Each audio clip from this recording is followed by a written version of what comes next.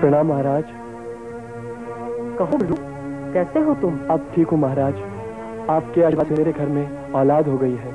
आपके आदेशों के अनुसार मैंने शराब पीना, चोरी और जुआ खेलना भी छोड़ दिया है महाराज। वरना आप तो जानते हैं महाराज कि मेरे दुष्कर्मों के कारण मैं पहले कितने कष्ट भोग चुका हूँ। महाराज, मैं चाहता हूँ कि आप मेरे घर चरण डालकर मेरे घर को पवित्र कीजिए और मेरे को आशीर्वाद दीजिएगा महाराज। मेरे बच्चे को आशीर्वाद दीजिए। नहीं बिरजू, महाराज तेरे घर नहीं, इस सेठ दीनदयाल के घर जाएंगे और इनके मेरे पर बहुत से एहसान है। मैं आज जो कुछ भी हूँ इनके आशीर्वाद से हूँ। और फिर तू महाराज की क्या सेवा करेगा? तेरे पास है ही क्या? आज तू देखना, मैं महाराज को बढ़िया से बढ़िया और स्वादिष्ट भोजन कराऊंगा, वो भी चांदी के बर्तनों में। चलिए महाराज, अब आप मेरी हवेली चलिए और अपने चरण डालकर मेरे घर को पवित्र कीजिए। चलिए महाराज। नहीं महाराज, आप मेरे घर चलेंगे। मैं गरीब जरूर हूँ पर आपकी दिल से सेवा करूंगा महाराज, आपकी दिल से सेवा करूंगा। नहीं बिरजू, सेवा दिल से नहीं होती, पैसे से होती है। वो है तुम्हारे पास? नहीं दीनदयाल, जो सेवा, श्रद्धा और विश्वास की दौलत बिरजू के पास है वो तुम्हारे पास नहीं है।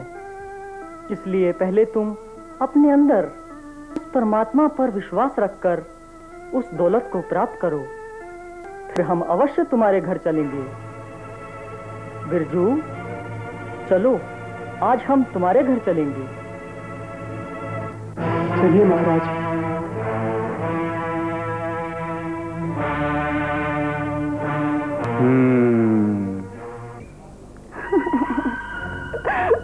मेरा बच्चा, मेरा बच्चा, मेरा बेटा, बेटा जरा बाहर तो आना।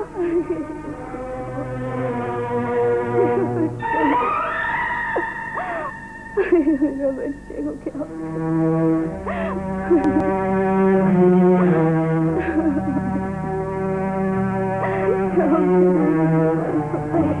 स्वामी जी, प्रणाम। क्या हुआ माई, तुम इस तरह घबराई हुई क्यों हो? और ये लोग कौन है? महाराज, अच्छा हुआ कि आज आप खुद ही मिल गए। बोलो, क्या बात है? महाराज, जैसे आपके चेले जगदीश दास ने मेरे मरे हुए गाय के बछड़े को जिंदा किया था ना, आप तो फिर उसके गुरु हो, जो चाहे कर सकते हो। इस बेचारे 10 साल बाद बच्चा हुआ है स्वामी। मैं इन्हें आपके भरोसे लेकर आई हूँ कि बच्चा फिर से जिंदा होगा। माँ की ममता क्या होती है आप तो अच्छी तरह जानते हो ना। आओ बेटे, आओ बेटे। महाराज, इस दुखिया का दुख दूर करो स्वामी, इस दुखिया का दुख दूर करो। माई, विधि के विधान को भला कौन रोक सकता है? और फिर ये सब तो हमारे तुम्हारे अपने अपने कर्मों का फल है। सारा संसार अपने पिछले कर्मों के अनुसार ही पैदा होता है और मरता है। ये सिलसिला तो जब से सृष्टि रची है तभी से चलता आ रहा है और यूं ही चलता रहेगा। मैं कुदरत के नियमों में दखलंदाजी और उसके लेख को नहीं मिटा सकता। नहीं नहीं महाराज, महाराज नहीं। महाराज, लेख में मेघ लगाना तो आप जैसे संतों का काम होता है। बाबा, मेरे भगवान को तो नहीं देखा, मेरे लिए तो बस आप ही भगवान है। मुझे भागन पर तरस खाओ बाबा, मैं अपने बच्चे के बिना जी नहीं पाऊंगी बाबा, मैं अपने बच्चे के बिना जी नहीं पाऊंगी। वरना मैं आपके सामने यही अपनी जान दे दूंगी। बाबा, मैं तुम्हारे के हाथ जोड़ती हूँ, तुम्हारे पाँव पड़ती हूँ, मेरे बच्चे को जीवन दान दे दो बाबा। उठो बेटी, उठो।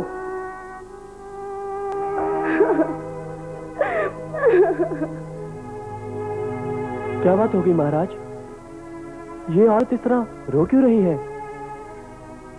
भाई जगदीश दास, ये लोग तुम्हारे पास इस मृतक बच्चे को लेकर आए हैं। इनका कहना है कि जैसे तुमने इस ब्राह्मणी के गाय के बछड़े को जीवित किया था, अब वैसे ही इस बच्चे को भी जीवित कर दो। किंतु महाराज, मुझ में इतनी शक्ति कहाँ? और फिर मैं आपके होते हुए भला ऐसी धृष्टता कैसे कर सकता हूँ? भाई, ये बात तो तुम्हें वो मरा हुआ बछड़ा जीवित करने से पहले सोचनी चाहिए थी। वैसे तो तुम्हें अपनी दिव्य शक्तियों का प्रयोग नहीं करना चाहिए था। अब तुम अनहोनी को होनी करने लगे हो, तो इस बच्चे को भी जीवित कर दो। जो आ गया महाराज।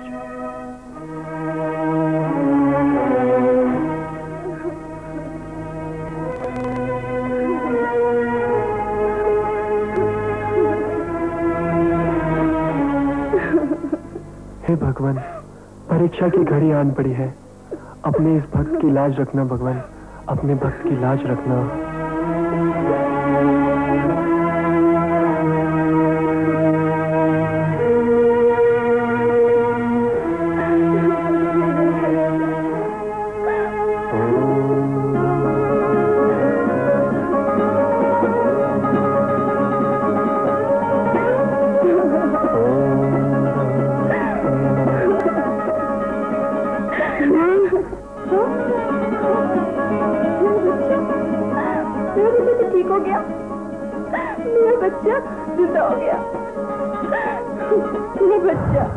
शुक्र है भगवान।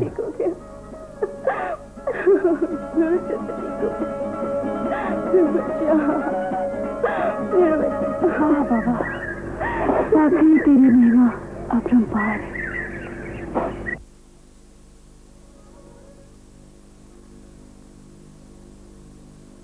जगदीश दास जी। जरा मेरे पास आओ। जी महाराज।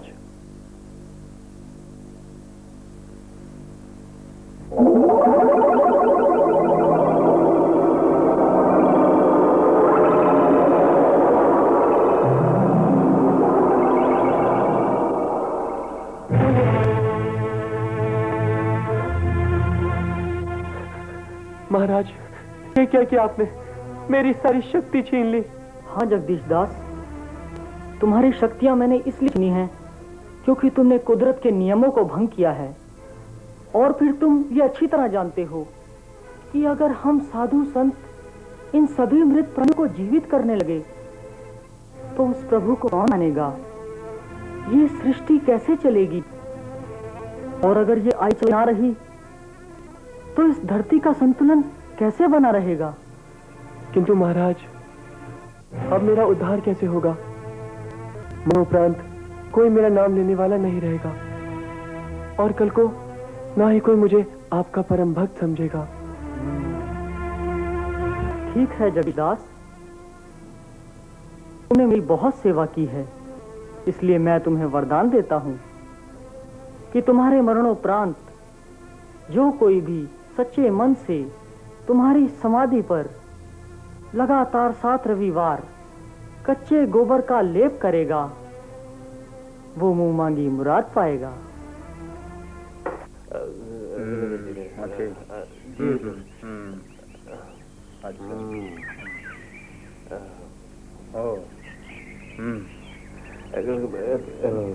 ठीक ठीक। या अल्लाह,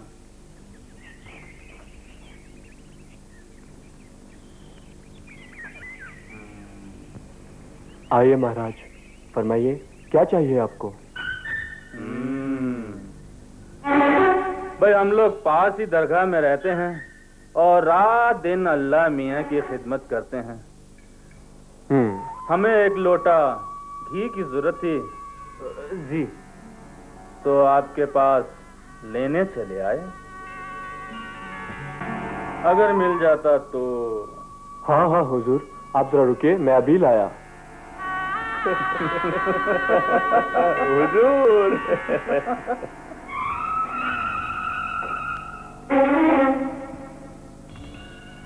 लाइए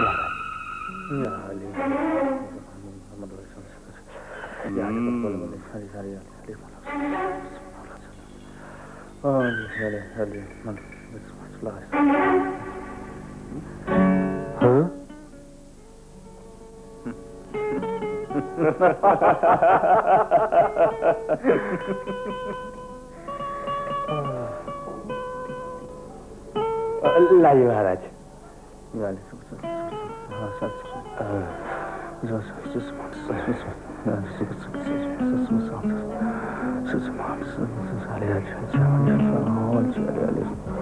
कोई बात नहीं महाराज, मैं और लेके आता हूँ।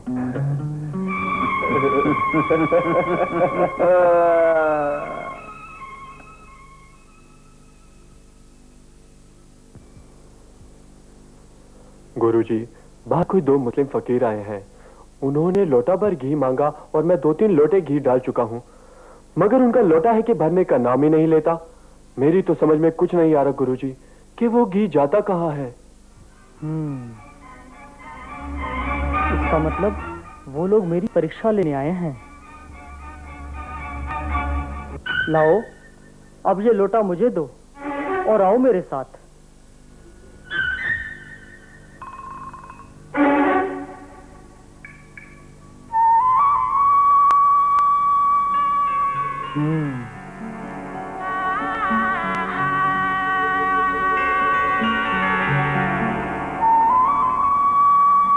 सलाम हुजूर, सलाम।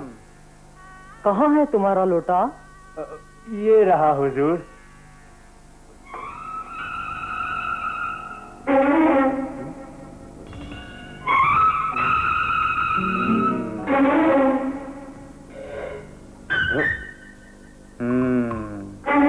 अब तो तुम्हारा लोटा भर गया ना? चलो, ये तो आपने भर दिया हुजूर, लेकिन अगर आप हम दोनों के लिए जन्नत से एक एक अमृत फल लाकर दिखाएं तो माने।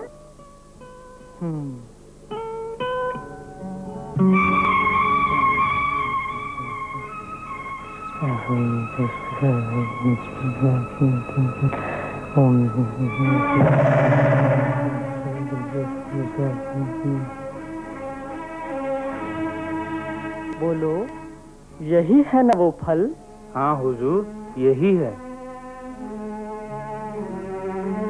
देखो, एक ज्ञानी को दूसरे ज्ञानी की परीक्षा लेना शोभा नहीं देता। नहीं हुजूर, आप ज्ञानी ही नहीं बल्कि ब्रह्म ज्ञानी और अंतर्यामी भी हैं। आपकी शख्सियत के बारे में जैसा सुन रखा था वैसा ही पाया हुजूर। आज हम दोनों ने आपकी रूहानी ताकत को भी देख लिया हुजूर। हम बहुत शर्मिंदा हैं, हमें माफ कर दीजिए हुजूर। देखो, फिर कभी किसी फकीर की परीक्षा ना लेना। जाओ, भगवान तुम्हारा भला करे।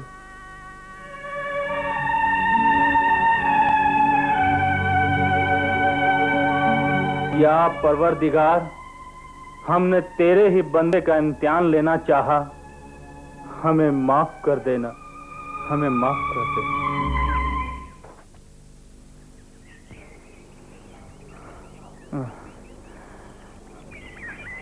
गुरुजी, बहुत प्यास लगी है और गला भी सूखा जा रहा है और अब तो वो रहा कुआं, मगर लगता है ये सूखा पड़ा है। आओ मेरे साथ।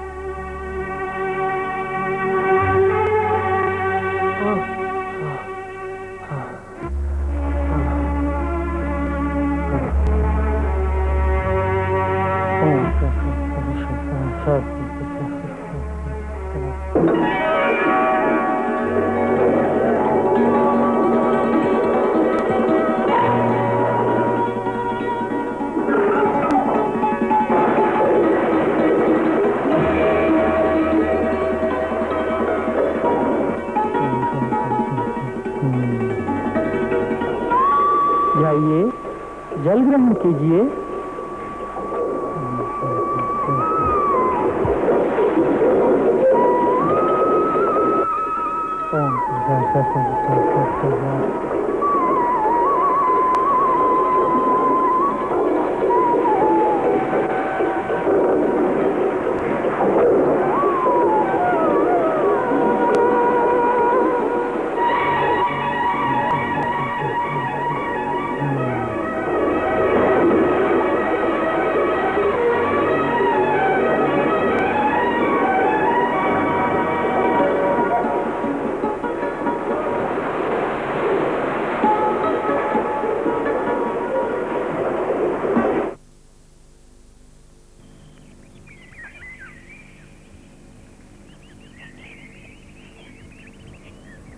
दीनू।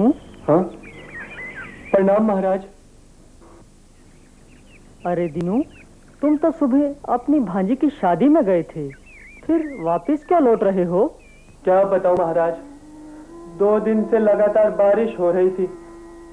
आज दरिया में पानी इतना चढ़ा है कि किश्ती वाला भी दूसरी तरफ जाने के लिए इनकार करता है।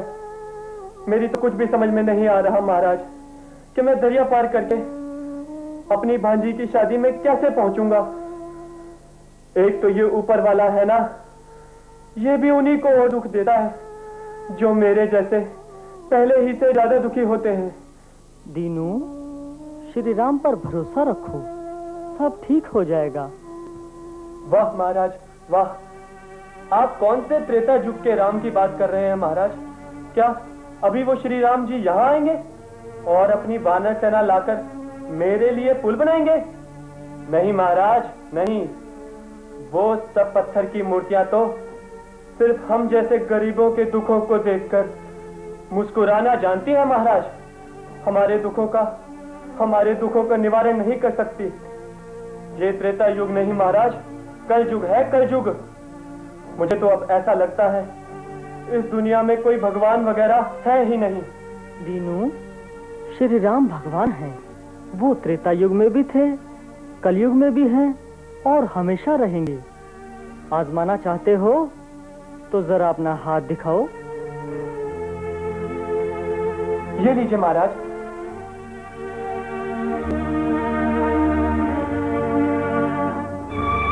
श्री राम,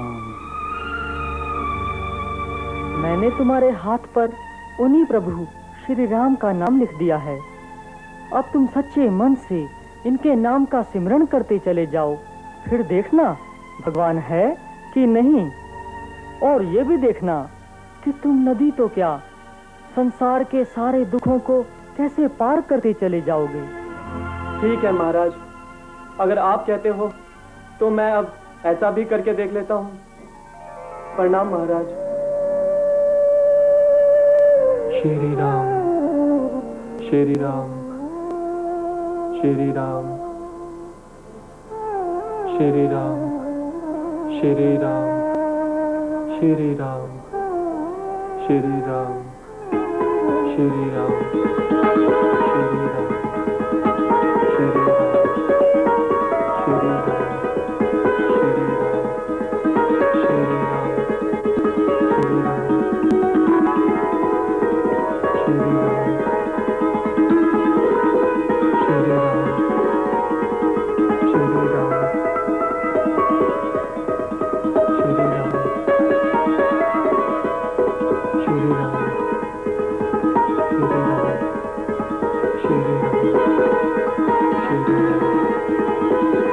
श्री राम श्री राम श्री राम। अरे अरे देखो देखो, मैं दरिया पार कर गया रे। अरे कोई है, देखो। वाह श्री राम वाह, संतों का राम और हमारा राम, और संतों का राम और हमारा राम। और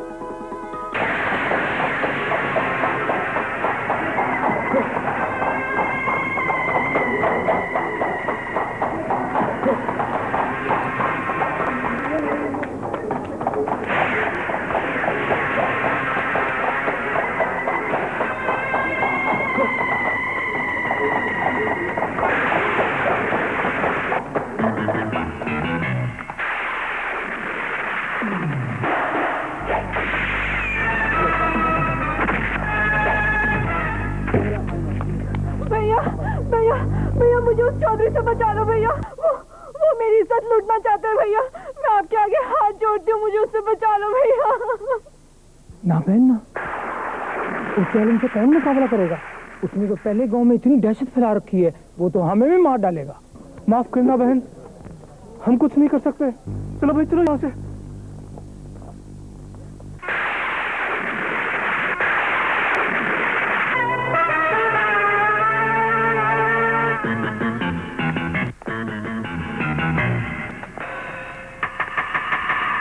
मुझसे बचकर कहां जाएगी? यार धर्मू, चौधरी के इस कमीने लड़के को पता नहीं कब मौत आएगी। तू ठीक कहता है यार, इस जालिम ने तो हमारा जीना हराम कर रखा है। किसी की बहू बेटी को छोड़ता ही नहीं।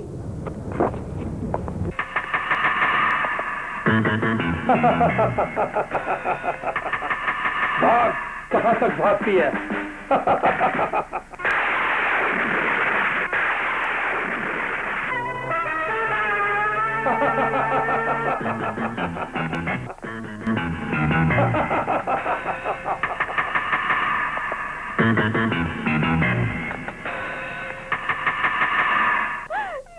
देखता हूं तुझे आज इस गांव में कौन बचाएगा।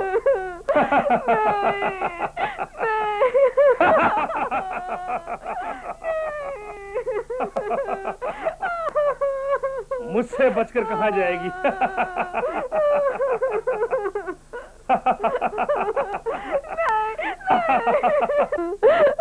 मुझसे बचकर भाग रही थी। छोड़ दो मुझे। मैं तुझे जान से मार डालूंगा। मारो मुझे। देखता हूँ तुझे इस गांव में कौन बचाता है। क्यों मार रही हो इसे?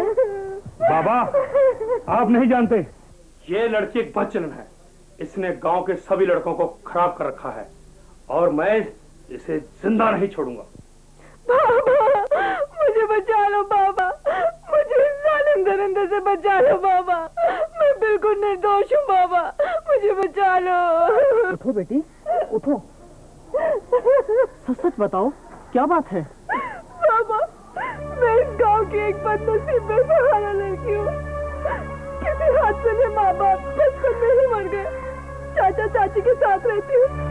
शराबी चाचा ने चंद सिक्कों की खातिर मुझे इस चौधरी की हवस का शिकार बनाना चाहा और जब मैंने अपनी इज्जत बेचने से मना कर दिया तो ये मुझे मारते मारते यहाँ तक ले आया बाबा। ए गुस्ताख लड़की, चुप कर। तू जानती नहीं, इस पूरे गांव में चौधरी दिलावर सिंह के आगे बोलने की किसी की हिम्मत नहीं। और तू, मैं तुझे जान से मार डालूंगा।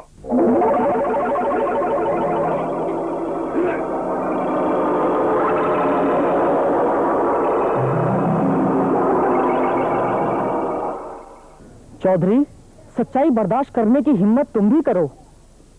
अरे तुम तो इस गांव के मुखिया के बेटे हो। तुम्हें तो इस गांव की बहू बेटियों की रक्षा करनी चाहिए। जब बाढ़ ही खेत को खाने लगे तो उस खेत को कौन बचा सकता है? बाबा, ये अपना उपदेश अपने पास रखो और जाओ कहीं जंगलों में जाकर राम नाम का जाप करो। बेटा, ये तुम नहीं, तुम्हारे इस नश्वर शरीर का अहंकार और चंचल मोहमाया का गुरूर बोल रहा है। अरे इस नाशवान शरीर पर अहंकार कर रहा है जो एक दिन जलकर राख हो जाएगा। बेटा, लक्ष्मी जी तो चलायमान हैं, फिर इनके होने पर गर्व और ना होने पर हीनता कैसी? जो दौलत आज तुम्हारे पास है कल वो किसी और के पास होगी, फिर उस पर गुमान कैसा? बेटा, भगवान ने हमें ये मनुष्य जीवन इसलिए दिया है कि हम रात दिन उसके नाम का सिमरन करते रहें और साथ ही मजलूम, लाचार व बेसहारा लोगों का सहारा बने। बेटा, अभी भी वक्त है, प्रभु का ध्यान कर, दुख दर्द बांट लोगों का, गरीबों की सहायता कर।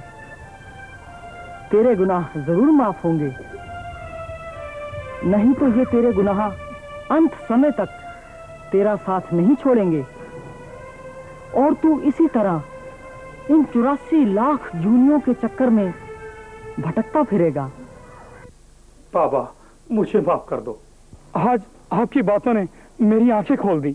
मैं भटक गया था बाबा।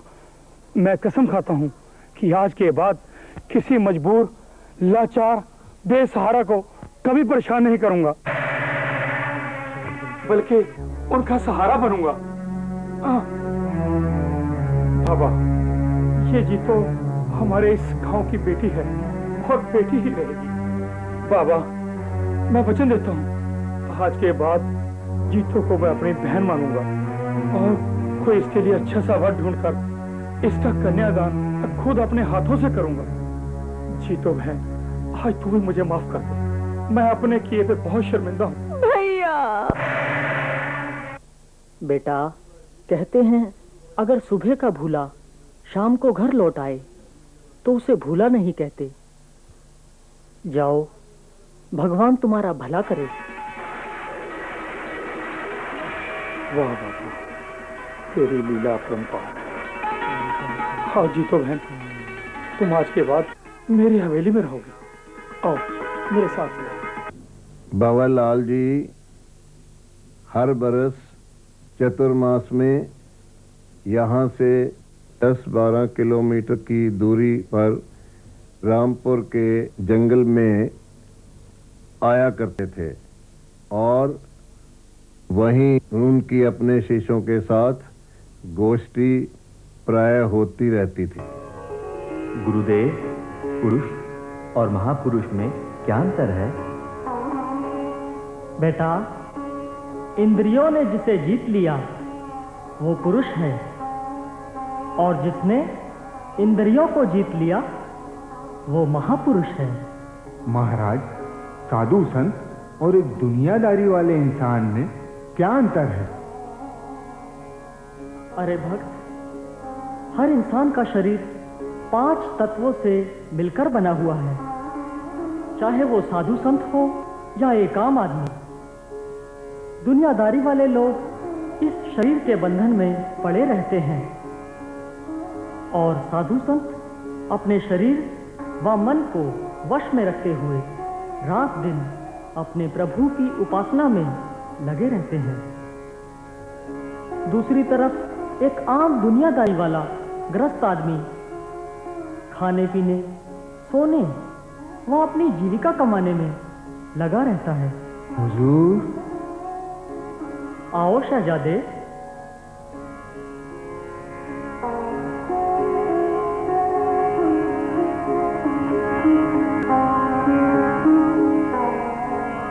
आदाब अर्ज़ है हुजूर। बैठिए शहजादे।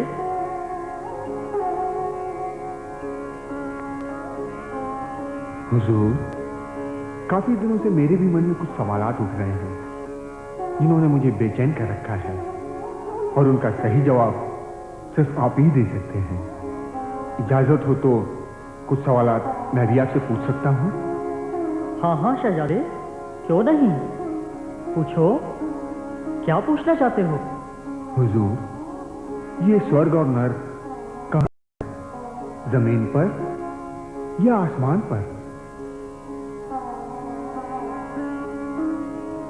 शहजादे, स्वर्ग नर्क इसी दुनिया में है, और उसकी सभी शास्त्रों में यही पहचान है जहां परमात्मा का जिक्र हो, और जिस घर में सभी लोगों की मधुर वाणी हो, सभी लोग परमात्मा का चिंतन करते हों और सद्मार्ग पर चलते हों, वही स्वर्ग है।